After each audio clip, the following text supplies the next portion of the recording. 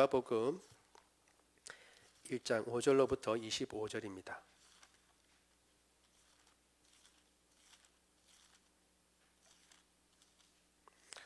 제가 가진 성경으로 신약 86쪽에 있습니다. 누가복음 1장 5절로 25절까지의 말씀을 교독합니다. 제가 먼저 누가복음 1장 5절을 읽습니다. 유대왕 헤롯 때에 아비야 반열에 제사장 한 사람이 있었으니 이름은 사가랴요 그의 아내는 아론의 자손이니 이름은 엘리사벳이라. 이 두 사람이 하나님 앞에 의인이니 지의 모든 계명과 규례대로 흠이 없이 행하더라. 엘리사벳이 잉태를 못하므로 그들에게 자식이 없고 두 사람의 나이가 많더라. 마침 사가랴가 그 반열의 차례대로 하나님 앞에서 제사장의 직무를 행할세 제사장의 전례를 따라 제비를 뽑아 주의 성전에 들어가 분향하고 모든 백성은 그 분향하는 시간에 밖에서 기도하더니 주의 사자가 그에게 나타나 향단 우편에 선지라. 사가랴가 보고 놀라며 천사가 그에게 이르되 사가랴여 무서워하지 말라. 너의 간구함이 들린지라. 내 아내 엘리사벳이 내게 아들을 낳아 주리니 그 이름을 요한이라 하라.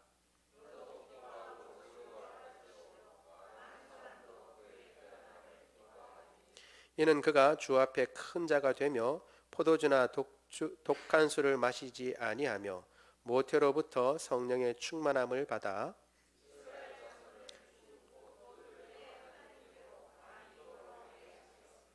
그가 또 엘리야의 심령과 능력으로 주 앞에 먼저 와서 아버지의 마음을 자식에게 거스리는 자를 의인의 슬기에 돌아오게 하고 주를 위하여 세운 백성을 준비하리라. 사가랴가 천사에게 이르되 내가 이것을 어떻게 알리요? 내가 늙어 아내도 나이 마. 천사가 대답하여 이르되 나는 하나님 앞에 서 있는 가브리엘이라. 이 좋은 소식을 전하여 내게 말하라고 보내심을 받았노라. 보라, 이 일이 되는 날까지 내가 말을 못하는 자가 되어 능히 말을 못하리니 이는 내가 내 말을 믿지 아니함이거니와 때가 이르면 내 말이 이루어지리라 하더라. 백성들이 사가랴를 기다리며 그가 성전 안에서 지체함을 이상히 여기더라. 그가 나와서 그들에게 말을 못하니 백성들이 그가 성전 안에서 환상을 본 줄 알았더라. 그가 몸짓으로 뜻을 표시하며 그냥 말 못하는 대로 있더니 그 직무의 날이 다 되매 집으로 돌아가니라. 이후에 그의 아내 엘리사벳이 잉태하고 5달 동안 숨어 있으며 이르되, 같이 읽습니다. 주께서 나를 돌보시는 날에 사람들 앞에서 내 부끄러움을 없게 하시려고 이렇게 행하심이라 하더라. 아멘. 우리가 계속 이제 사사기를 끝내고 신약에 돌아와서 누가복음을 봅니다. 지난 시간에 우리 누가복음 1장 1절에서 4절까지의 말씀을 봤는데 높은 지체에 있는 사람 데오빌로가 예수님을 믿고 그 믿음이 견고해지도록 하기 위해서 누가가 복음의 말씀을 써서 보냈는데 그것이 이제 누가복음입니다. 따라서 우리가 믿음이 견고해지려고 하고 그리고 또 하나님의 굳건한 믿음 가운데 하나님 앞에 서게 되려고 한다면 하나님의 말씀을 자꾸 묵상하고 읽고 그리고 그 말씀 가운데 거하려고 애쓰고 노력하는 것이 얼마나 중요한 것인가 라는 것을 지난 시간에 다시 한번 상고해 보았죠. 오늘은 5절부터 25절까지 세례 요한이 어떻게 태어나게 되었는가 라고 하는 그 정황을 이야기를 해주고 있습니다. 이 내용을 가지고 우리가 3가지 정도로 같이 살펴보려고 하는데요. 특이한 것은 복음서에 세례 요한에 대해서 다 언급이 되어 있는데 이 누가만은 단순히 세례 요한이 나타났다 사역부터 얘기하는 것이 아니라 그 출생부터 이야기해 주는 것을 볼 수 있습니다. 우리 첫 번째부터 한번 볼까요? 첫 번째 시작. 하나님의 역사는 한 사람 한 가정에서부터 시작된다. 우리는 보통 생각할 때 하나님의 놀라운 역사는 뛰어난 어떤 사람, 이를테면 다윗이나 모세 같은 뛰어난 사람을 통해서 하나님의 역사가 나타난다라고 생각하기 쉽습니다. 그리고 복음을 중심이 되면 예수님이 중심이죠. 그래서 예수님에 대해서, 혹은 그 전에 복음서를 쓴 사람들도 그렇듯이 예수님 전에 예수님의 길을 예비했던 세례 요한 때부터 이렇게 쓰기 시작하는데, 이 특이하게도 누가는 그 이전, 단순히 요한을 쓰는 것이 아니라 요한의 부모님 때부터 씁니다. 그래서 다른 어떤 복음서에도 요한의 출생이나 요한의 부모님이 어떻다라는 내용이 없는데, 이 누가만 이렇게 쓰고 있어요. 이것은 사실 처음부터 누가가 이 복음서를 쓰려고 하는 그 이유에 대해서도 설명이 나와 있죠. 우리 1장 3절 같이 한번 읽어볼까요? 시작. 이 모든 일을 근원부터 자세히 미루어 살핀 나도 데오빌로 각하에게 차례대로 써 보내는 것이 좋은 줄 알았노니. 아멘. 그러니까 모든 일을 근원부터 미루어 살폈다. 자기 스스로 그랬죠. 누가가 그렇게 얘기를 하고 조사했다는 거예요. 그래서 차례대로 써 보내기를 원해서 쓴다라고 하면서 정말 근원부터 썼어요. 그러니까 누가가 생각했을 때 예수 그리스도의 복음의 근원은 어디서부터 시작하는 거예요? 사가랴부터 시작하는 겁니다. 사가랴부터. 우리는 종종 생각할 때에 큰 일들이 일어나고 난 뒤에 그 일들에 집중하고, 참 이 일이 놀라운 일이다라고 생각하고 그 일을 이룬 사람만 이제 주목해서 보기가 쉽습니다. 그런데 그 일들이 나기 전에 무슨 일이 일어났는지, 어떤 일이 먼저 일어났는지 그것을 가르쳐 주고 있는 것이죠. 세례 요한은 아기를 갖지 못한 제사장 가정에서 태어났습니다. 우리가 아는 대로 아빠도 제사장이고 엄마도 아론의 자손이라고 그렇게 얘기를 하고 있죠. 아버지의 이름은 사가랴고 엄마의 이름은 엘리사벳입니다. 하나님 앞에 의인이고 율법에 흠이 없다라고 얘기하고 있습니다. 그러니까 경건한 가정에서 태어났다라고 하는 것을 알 수가 있습니다. 그런데 단순히 경건한 가정에서 태어났다라면 그럴 수 있겠다라고 생각할 수 있을지 모르는데, 조금 그 다음 구절을 보면, 설명을 보면 조금 이 가정에 대해서 몇 가지 더 볼 수 있는 게 있습니다. 뭐냐 하면 나이가 많다는 거예요. 부모님들이 나이가 많고 또 자녀가 없었다라고 얘기를 합니다.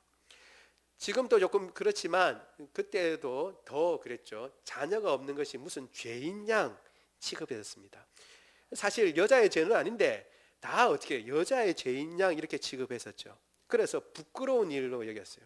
어떤 가정에 자녀가 없다면 뭐냐면 하나님께서 복을 주시지 않는다라고 생각하고 후사가 끊긴다라는 그런 이제 생각을 하게 됐던 거죠. 그러니까 사람들 보기에 부끄럽죠. 그래서 우리가 읽은 마지막 구절에 보면 엘리사벳이 잉태하고 난 뒤에 하나님께서 내 부끄러움을 가려주신다라고 하면서 기뻐하는 내용이 나와 있습니다. 그러니까 겉보기에는 어떤 거냐면 사람들이 이렇게 볼 때는 나이 많은 가정이고, 그리고 하나님의 복이 없는 것 같은, 그렇죠? 하나님께서 그 복을 주시지 않는 것 같은 그런 가정이었어요. 나아가서 그렇다고 해서 번화한 도시나 아니면 이렇게 세력이 있는 그러한 가정이었냐? 그렇지도 않은 것 같아요. 우리 39절과 40절 한번 읽겠습니다. 시작.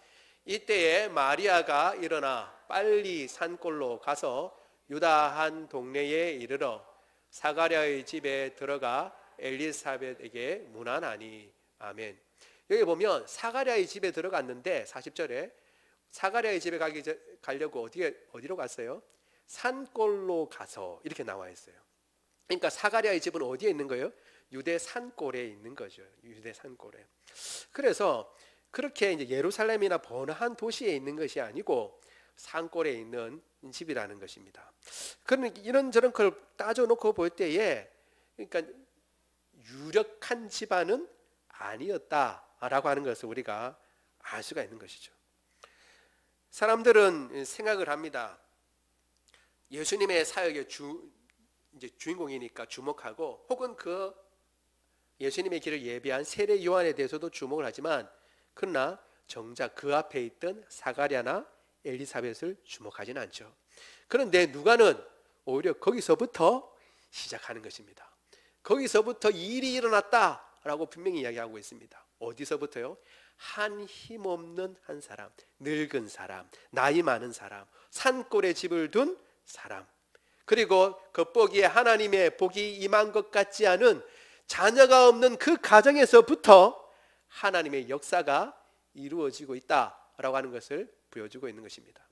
우리가 생각할 때에 세상의 어떤 기준으로 볼 때는 힘이 없고 연약하고 혹은 물질이 없고 혹은 학력이 딸리고 혹은 이런저런 핸디캡이 있을 줄 모르겠습니다. 그러나 그것이 하나님께서 우리를 사용하시는 데 장애가 되는 것은 아니에요.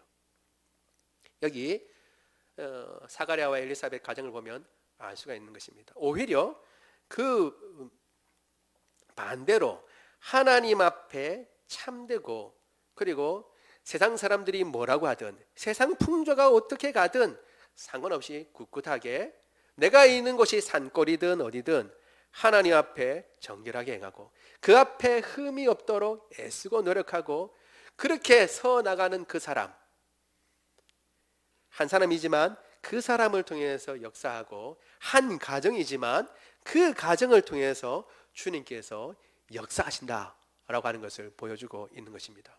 여러분, 따라서 우리의 가정이 어떤 가정이든지 그리고 나의 삶이 어떤 삶이든지 혹은 내가 가지고 있는 지금 위치가 어떤 위치든지 그것을 가지고 나 스스로를 낮추게 볼 이유가 전혀 없습니다.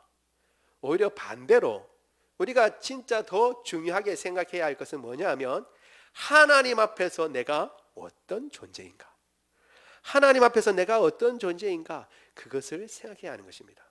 디모데후서 2장 20절 21절 같이 한번 읽어보겠습니다. 시작. 큰 집에는 금그릇과 은그릇뿐 아니라 나무그릇과 질그릇도 있어 귀하게 쓰는 것도 있고 천하게 쓰는 것도 있나니 그러므로 누구든지 이런 것에서 자기를 깨끗하게 하면 귀히 쓰는 그릇이 되어 거룩하고 주인의 쓰심에 합당하며 모든 선한 일에 준비함이 되리라. 아멘. 어떤 집에 찬장에 들어가면 그릇이 여러 개 있어요. 그런데 재질이 금으로 되어 있는 재질도 있고 은으로 되어 있는, 그래서 금그릇, 은그릇 있죠. 철그릇도 있고 놋그릇도 있고 심지어는 나무로 만든 그릇도 있어요. 그런데 그 그릇이 쓰려고 할 때에 귀히 쓰는 그릇은 재질에 따라서 되는 것이 아니라는 거예요.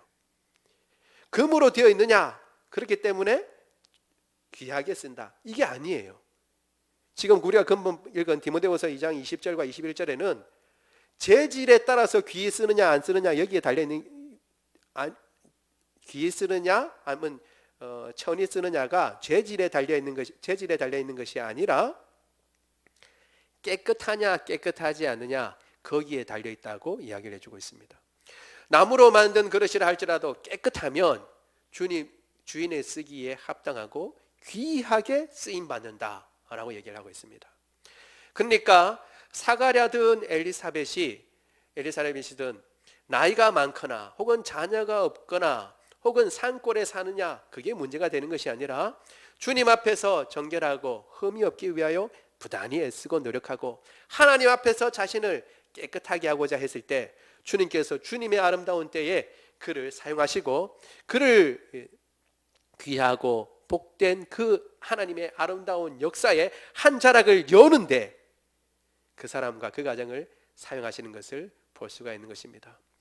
우리도 주님 앞에서 우리의 재질이 어떻든, 우리가 금으로 만들어졌든 은으로 만들어졌든 혹은 우리가 어떤 지역에 살든 그리고 또 어떤 처지에 있든 우리의 모습 그대로 주님 앞에 나가서 어쨌든 하나님 앞에서 내 자신을 돌아보고 하나님 보시기에 깨끗한 사람으로 주님 앞에 있으므로 주님께서 쓰시고자 할 때에 가장 아름답게 쓰임받는 주의 사람이 되기를 원합니다. 두 번째 우리가 생각해 봐야 할 것은 같이 한번 보죠. 두 번째 같이 읽겠습니다. 시작. 사가랴는 제사장의 직무를 행할 때 천사 가브리엘을 만났다. 여러분, 가브리엘이 사실은 우리가 잘 알잖아요. 여기는 이제 누가에게만 특별히 누가복음에만 특별히 사가랴에게도 가브리엘이 나타난 것을 알 수 있는데 다른 복음서에 보면 가브리엘이 누구한테도 또 나타나요? 마리아에게도 나타나잖아요. 그렇죠? 예수님의 어머니 마리아에게 나타나서 수태고지를 하죠. 그때는 어디서 했어요? 마리아가 있는 집에서 했어요. 집에서. 여러분 생각해 보면 가브리엘이 나타날 수 있는 시점과 그리고 장소는 많이 있어요. 그런데 특별히 오늘 본문에 보면 이 사가랴가 자기가 맡은 일들을 행할 때에 그 일들이 났다고 얘기하고 있습니다. 우리 1장 8절 같이 한번 읽어보겠습니다. 시작. 마침 사가랴가 그 반열의 차례대로 하나님 앞에서 제사장의 직무를 행할세. 그때 일어났다는 것이죠. 사실 여러분 반열이라고 그러면 어떤 일이냐면 여러분 이렇게 생각하면 좋습니다. 우리가 아는 대로 아론이 대제사장으로 부름을 받았잖아요. 하나님 앞에. 그리고 아론의 아들들이 이제 제사장으로 부름을 받았죠. 레위 지파 중에서. 처음에는 뭐 아론과 아들들로 충분했습니다. 그런데 이제 자녀가 많이 낳을 거 아니에요. 그렇죠? 그러면 아론의 후손들이 많아요. 근데 그 후손들이 대제사장은 한 명이겠지만 대제사장을 돕는 다른 제사장의 역할을 하기에는 숫자가 너무 많은 거예요. 그래서 다윗 때에 와가지고는 어떻게 됐냐면 24개 반차로 나눴어요. 가족별로 24개로 나누었어요. 나눠가지고 어떻게 했냐면 1년이 12달이잖아요. 그러니까 24 하니까 두 주씩 그 반차를 따라서 가족별로 나눠서 그 반차를 따라서 섬기게 했던 거예요. 그러니까 한 가족만 계속 섬기거나 다른 가족은 소외되는 일이 없이 그때 가족들을 24가족으로 나눠서 그 가족들은 쭉 이제 그 순서에 이제 들어가는 거죠. 그래도 사람이 더 많잖아요. 계속 많아질 거 아니에요. 그렇죠? 그러니까 이런 거죠. 오늘은 이제 여기 보면 사가랴는 아비야 반열이니까 아비야 반열이 들어갈 차례다. 그러면 아비야 반열에 있는 사람들 가운데 제비를 뽑아요. 그래서 그 아비야 반열에서 제비를 뽑아서 그 제비에 들어간 사람이 그 맡은 일들을 수행하는 것입니다. 그래서 이 사가랴는 제비를 뽑았는데 사가랴는 어디 분향하는 향을 사르는 그 직분을 감당하게 됐죠.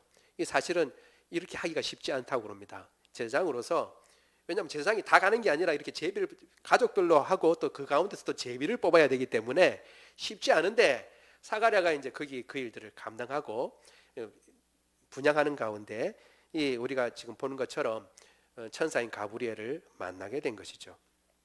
그것을 이제 역대상에 설명해 주고 있는데 한번 읽어볼게요. 24장 3절과 10절입니다. 시작. 다윗이 엘야살의 자손 사독과 이다말의 자손 아히멜렉과 더불어 그들을 나누어 각각 그 섬기는 직무를 맡겼는데 7째는 학고스요 8째는 아비야요. 아멘. 그러니까 8번째 아비야인데 이 아비야 계열에 이제 사가랴가 들어가게 되는 것입니다. 그래서 그 맞춰서 들어가게 됐고 또 제비를 뽑아서 일들을 감당하게 된 거죠. 하나님의 역사를 우리는 보려고 할 때에 특별한 조치를 취하는 경우가 있습니다. 여러분들 하나님의 일들을 하나님의 뜻을 알고 싶다. 혹은 하나님께서 내 기도를 들어주셨으면 좋겠다. 하나님의 응답을 받고 싶다 할 때는 여러분 어떻게 하세요? 보통 잘하는 방법 중에 한 가지가 요즘은 좀 예전만 못하지만 기도원에 올라가는 겁니다. 기도원. 그래서 기도원에 가죠. 제가 이제 서울에 있을 때는 천마산 기도원이라는 게 있었어요. 거기도 보통 기도원이 산 꼭대기에 있는데 만만치가 않습니다. 그 올라가는 길이. 그러면 괜히 이제 올라갈 때 뭐 고난의 길을 올라가는 것처럼 해서 이제 느낌상 그 꼭대기 올라가서 기도하면 뭔가 고난을 더 겪으면서 기도하는 거라서 더 간절한 느낌이 있잖아요. 산 꼭대기에 있으면서. 그러면서 이제 기도하고 내려오면 왠지 뿌듯하잖아요. 기도하고 내려오면 왠지 뿌듯해요.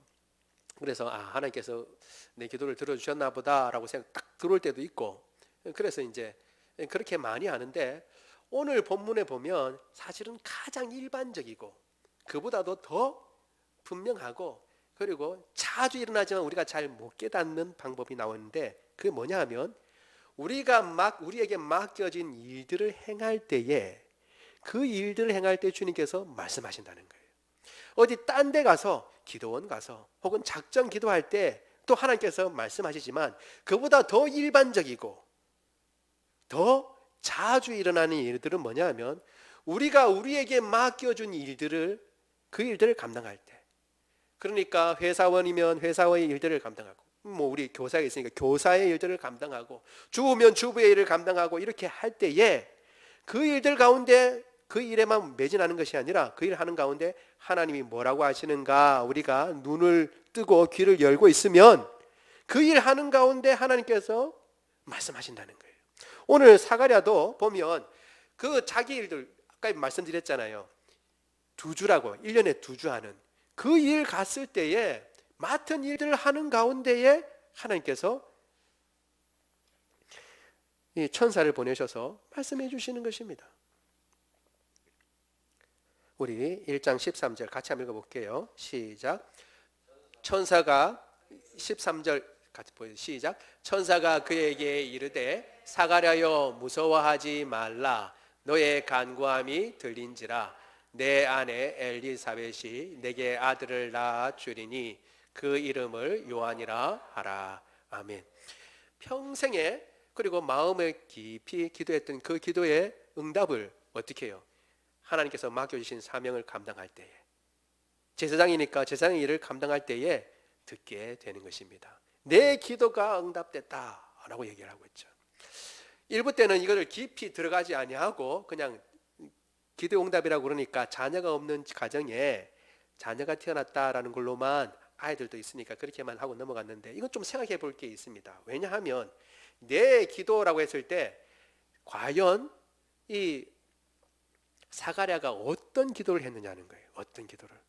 우리는 생각할 때 자녀가 없는 집안이니까 자녀를 위해서 기도했을 거라고 생각하는데 조금 다르게 생각할 수 있습니다.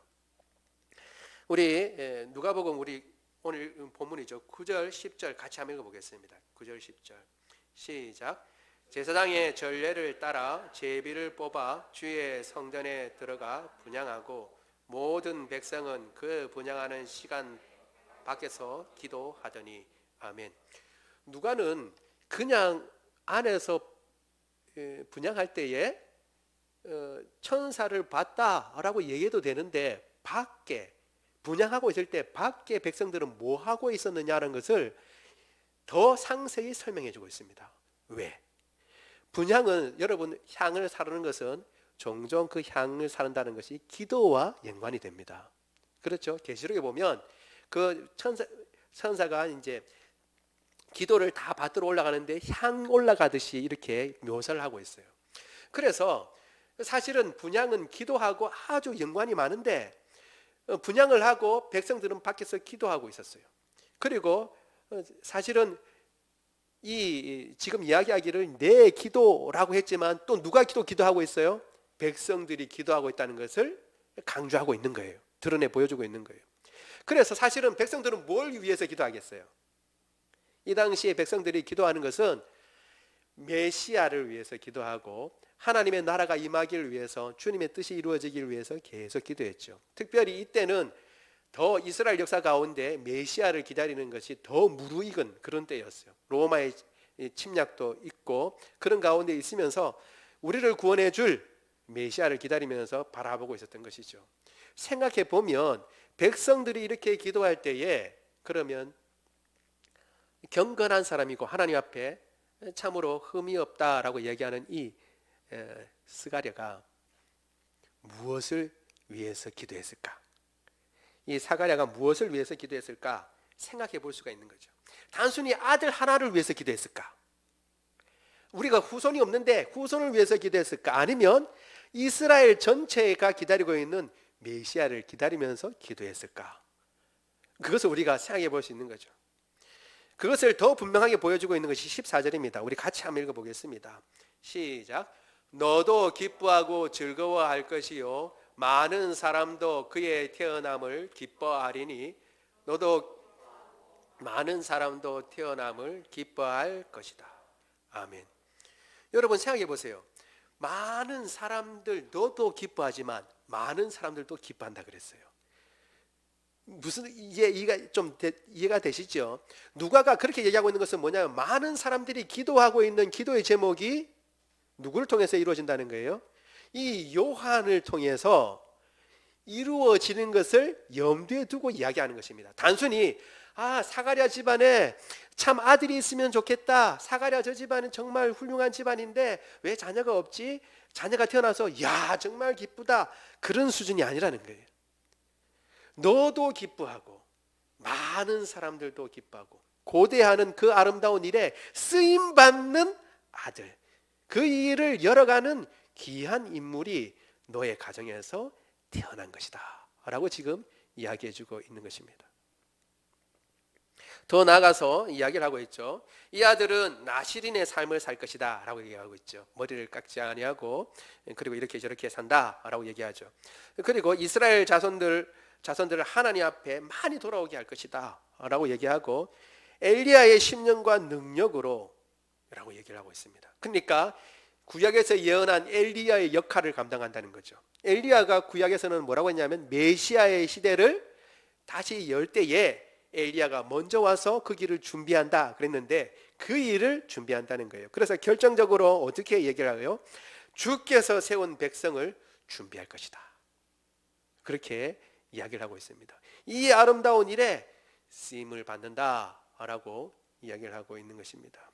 기대하고 바라보던 그 아이, 그리고 기대하고 바라보던 그 메시아의 나라, 하나님의 아름다운 뜻을 이루기 위해서 기도하고 바라고 하나님의 뜻 가운데 행했는데 저 산골에 살고 그리고 자녀가 없고 나이가 이미 많이 들어서 더 이상 무엇을 할까 생각하는 바로 그 가정에 주님께서 그럼에도 불구하고 맡은 일에 최선을 다하여 자기를 감당할 때 그때에 그 아름다운 소식을 그에게 전해 주신 것입니다. 여러분, 우리가 하나님의 뜻을 이렇게도 듣고 저렇게도 듣고 이렇게도 알고 저렇게도 알 수 있을지 모르지만 그러나 가장 분명하고 확실한 방법 중에 한 가지는 내가 매일매일 행하는 그 일들. 그러니까 어떤 사람들은 다람쥐 쳇바퀴 돌듯이 매일 똑같은 일 돌아간다라고 생각할지 모르지만 그럴 때에 문득문득 이 상황 가운데서도 주님께서 내게 말씀하신다라는 사실을 깨닫고 주님께서 내게 뭐라고 말씀하시는가 그것을 살피고 돌아볼 줄 아는 사람이 되기를 원합니다. 말씀을 하나 받드는 게 있는데 우리 시편 107편 23절 24절 같이 한번 읽어보겠습니다. 시작. 배들을 바다에 띄우며 큰 물에서 일을 하는 자는 여호와께서 행하신 일들과 그의 기이한 일들을 깊은 바다에서 보나니. 아멘. 여호와께서 행하신 일들과 그의 기이한 일들을 바다에서 보는 사람들이 있습니다. 육지에서 보는 게 아니라 바다에서 그걸 본대요. 어떤 사람이요? 배들을 바다에 띄우며 큰 물에서 일하는 사람들. 그러니까 큰 물에서 일한다는 것은 뭐냐면 대양에서 큰 중개 무역을 하는 거죠. 나라들끼리. 그렇게 중개 무역을 하는 그 사람들은 어디서 보는 거예요? 바다에서 하나님의 기이한 일들을 봅니다. 결국 자기가 일하는 그 현장에서 하나님의 일들을 보는 거죠. 하나님의 일들을 본다고 그러면 그러면 우리는 어떻게 해요? 학생은 어디서 봐요? 공부하는 가운데서. 주부는 가정에서. 밖에서 일하는 사람은 일하는 데서. 교사는 학교에서. 그 맡은 일들 가운데서 내게 주어진 아이고 이 일만 많다라고 생각할지 모르지만 그 일 하나하나 가운데서 하나님께서 역사하시고 그 일들을 보여주시고 그 음성을 들려주시고 내가 기도한 그 기도의 응답을 주실 수 있다는 사실을 기억하고 우리가 행하는 그 일들을 소중히 여기며 맡은 바 일들을 잘 감당하는 저와 여러분 되기를 원합니다. 세 번째 우리가 마지막으로 살펴볼 것은 한번 보도록 하죠. 시작. 때가 이르면 내 말이 이루어지리라. 내 말이 이루어지겠다라고 천사 가브리엘이 이야기를 하고 있습니다. 사실 이 일부 예배 때는요 이렇게 하면서 한 가지 이제 사진을 보여주는데 이때 보여준 사진이 뭐였냐면 꿈은 이루어진다라는 사진이었어요. 2002년 올림픽이 아니라 그 월드컵 때 그죠? 우리가 4강까지 갔잖아요. 그래서 꿈은 이루어진다. 그러면서 제가 말했습니다. 꿈은 다 안 이루어질 수도 있다. 근데 하나님의 말씀은 진짜로 반드시 이루어진다 라고 이야기를 했습니다. 여러분, 하나님의 말씀은 반드시 이루어지는 줄 믿습니다. 하나님의 말씀을 이 전달한 천사 가브리엘이 이렇게 얘기를 하자 이 경건한 이 사가랴도 예 그렇게 될 줄로 믿습니다 라고 바로 고백한 것이 아니라 오히려 다른 이야기를 했어요. 18절 같이 한번 읽어볼까요? 시작. 사가랴가 천사에게 이르되 내가 이것을 어떻게 알리요? 내가 늙고 아내도 나이가 많으니이다. 아멘. 우리가 흔히 할 수 있는 대답이죠. 내가 젊었을 때도 그리고 창창하고 환경이 좋을 때도 그 일은 안 일어났어요. 근데 지금 나이가 더 들고 환경은 더 어려워졌는데 어떻게 그런 일들이 일어날 수 있습니까? 라고 얘기를 하는 것이죠. 어떻게 그런 일이 일어나는가? 그래서 어떻게 해요? 네가 믿지 않으니까 너 벙어리가 되겠다. 그리고 한동안 네가 말을 못하고 있겠다라고 얘기를 하죠. 그런데 우리가 가만히 생각해 보면 이 벙어리로 있는 것이 단순히 믿음이 부족해서 벙어리로 있었던 것만은 아니라는 것을 알 수 있어요. 왜냐하면 천사에게 이르되 사가랴가 이것을 어떻게 알리요? 라고 물었을 때에 어떻게? 라고 했을 때는 그러면 그 믿을 만한 문 건덕지를 보여주세요 라는 의미도 가지고 있어요. 동일한 비슷한 질문한 사람이 또 있는데 구약에서 그게 바로 누구냐면 아브라함입니다. 우리 창세기 15장 8절 같이 한번 읽어보겠습니다. 시작. 그가 이르되 주 여호와여 내가 이 땅을 소유로 받을 것을 무엇으로 알리까? 무엇으로 알리까? 아멘. 하나님께서 지금 자녀도 없고 지금 원래 있던 고향에서 지금 나와가지고 내가 지시할 땅으로 가라 그러고 난 뒤에 보여주신 것이 가나안 땅인데 이 가나안 땅을 너와 내 후손에게 주겠다라고 했는데 지금 여기에 살고 있는 사람도 있는데 이게 공터도 아니고 이미 거주하고 있는 사람도 있는데 이게 어떻게 내 지금 땅이 되겠단 말입니까? 어떻게 그게 가능합니까? 라고 지금 이야기하고 있는 거죠. 그런데 무엇으로 알릴까라고 하는 것은 어떻게 알겠습니까? 라는 것도 되지만 뭐예요? 징표를 보여주십시오 라는 말도 되는 거예요. 주님께서 그러면 그거 믿을 만한 뭔가를 보여주셔야죠 라고 얘기하는 거 똑같아요. 지금 사가랴도 우리는 늙었습니다. 근데 그런 일이 어떻게 일어나겠습니까? 안 일어납니다. 근데 만약 일어난다면 뭔가 보여주세요 라고 하는 것들을 여기에 내포하고 있는 거죠. 그러면 여러분 생각해 보세요. 벙어리가 되는 것은 그러면 뭐예요? 단순히 벌로만 끝나는 것이 아니라 네가 믿지 않았기 때문에 너가 그러면 벙어리로 좀 있어라, 불편하게 좀 있어라, 이건 벌이다 라는 그런 수준이 아니라는 거죠. 그러면 이 벙어리에 있는 건 뭐예요? 징표예요. 징표. 그렇기 때문에 어떻게 해요? 요한이 이제 나중에 요한의 이름을 썼을 때에 자기 입이 풀렸죠. 나중에 보면 입이 풀리게 되는 거죠. 그 기간 동안에만 있는 거죠. 그 기간 동안에 벙어리로 있으면서 사가랴는 원했던 뭘 얻은 거예요? 징표를 얻었던 거예요. 징표를. 이 징표는 무슨 의미예요? 내 말은 반드시 이루어진다라는 거예요. 내 말은 반드시 이루어진다. 불신에 대한 반응만 담고 있는 것이 아니라 누구나 가질 수 있는 의문일 수 있죠. 이런 상황인데 주님 아시지 않습니까? 내 지금 상황이 이런 상황입니다. 이런 상황. 여기에서 어떻게 주님 말씀한 것이 이루어질 수 있겠습니까? 어떻게 아들이 태어날 수 있겠습니까? 라고 이야기를 하는 것입니다. 그때 주님께서 이 가브리엘을 통해서 너는 그런 말 못한다 라고 말하면서 사실 징표를 보여주신 것입니다. 우리도 마찬가지예요. 여러분, 징표가 늘 좋은 것, 늘 휘황찬란한 것이 있을 수 있지만 어떻게 해요?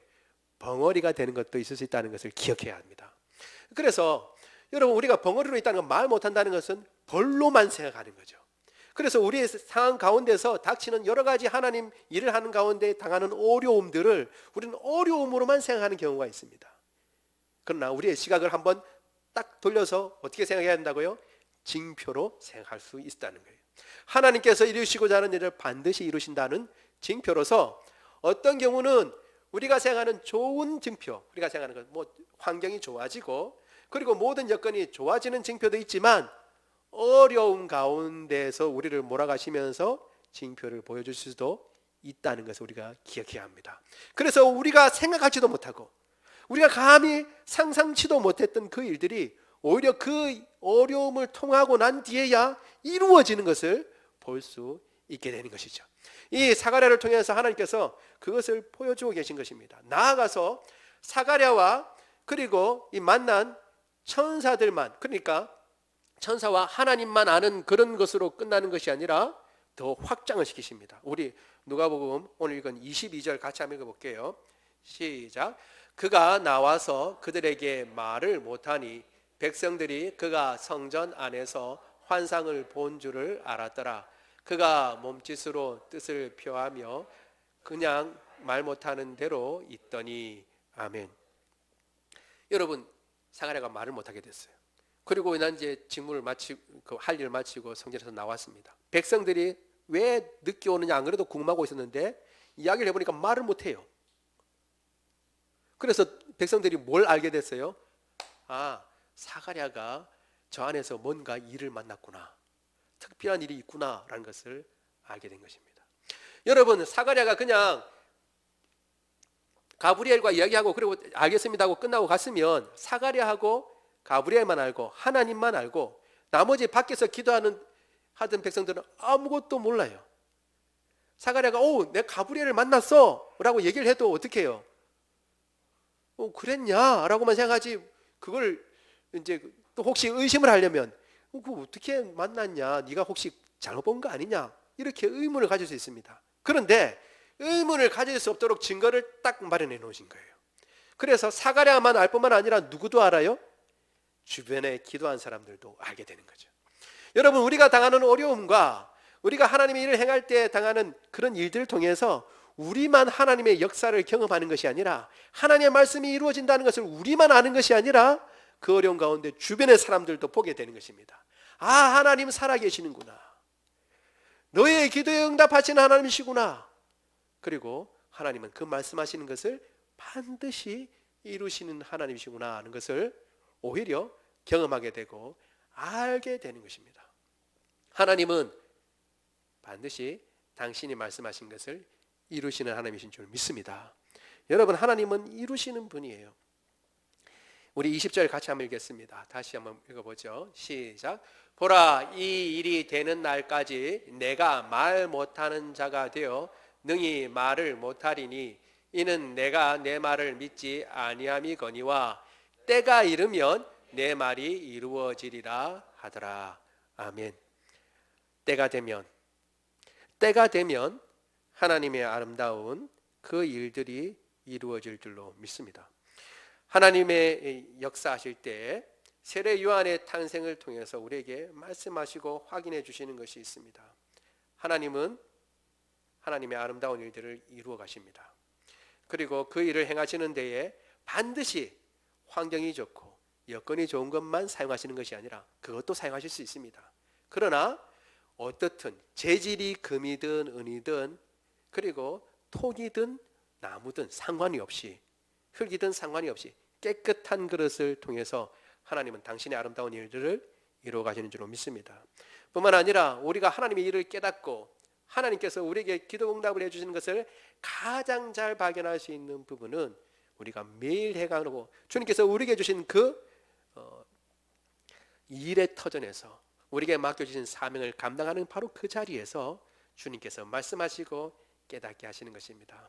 그리고 또 하나님의 말씀은 반드시 이루어집니다. 그리고 주님께서 그 일을 이루고자 하는 징표로서 어떨 때는 우리가 생각할 때 이거 참 너무나 불합리하고 불공평하고 어이없다 생각하는 그러한 일, 벙어리가 되는 것 같은 그러한 환경 가운데 우리를 몰아가실 수 있을지 모르지만 주님께서는 반드시 그 일들을 통해서 주님께 말씀하신 그 말씀이 확실하다는 것을 보여주는 증표로 삼으시고 오히려 그 일들을 통해서 주변의 많은 사람들이 하나님을 알게 되고 하나님께서 역사하시는 것을 경험하게 되는 징표로 삼으시는 줄 믿습니다. 걱정하지 말고 염려하지 말고 주님께서 맡겨주신 그 사명 위해서 힘차게 달려가는 저와 여러분 되기를 원합니다. 우리 말씀을 생각하며 같이 기도하도록 하겠습니다. 기도할 때 말씀을 생각하면서 우리가 받은 말씀을 생각하면서 같이 기도하도록 하겠습니다. 같이 기도합니다. 사랑이 많으신 하나님, 주의 은혜를 인하여 감사를 드립니다. 하나님 아버지, 오늘 세례 요한이 태어나는 것, 탄생하는 것에 대해서 누가가 얘기를 해주고 있습니다. 모든 일을 그 처음부터 깊이 생각하고 조사하고 살핀 누가가 우리에게 이야기해 주는 것은 예수님의 사역 이전에 세례 요한이 사역이 있었고, 세례 요한의 사역이 있기 전에 그 앞에 경건한 부모들이 있었다. 그리고 참으로 세상의 기준으로 보면 볼품없고 가정에 자녀가 없고, 하나님 아버지, 어쩌면 나이가 많이 든 이 노부부를 통해서 주님의 아름다운 역사가 일어나기 시작했다라고 가르쳐주고 있는 것입니다. 누가 하나님 아버지 나의 처지를 하나님 아버지 비관하며 내가 이렇기 때문에 하나님 앞에 쓰임받지 못한다, 내가 저렇기 때문에 하나님 앞에 쓰임받지 못한다, 하나님은 나를 쓰실 수 없다고 얘기할 수 있는 사람이 누가 있겠습니까? 그 재질이 어떻든 하나님 아버지 금으로 되었든 은으로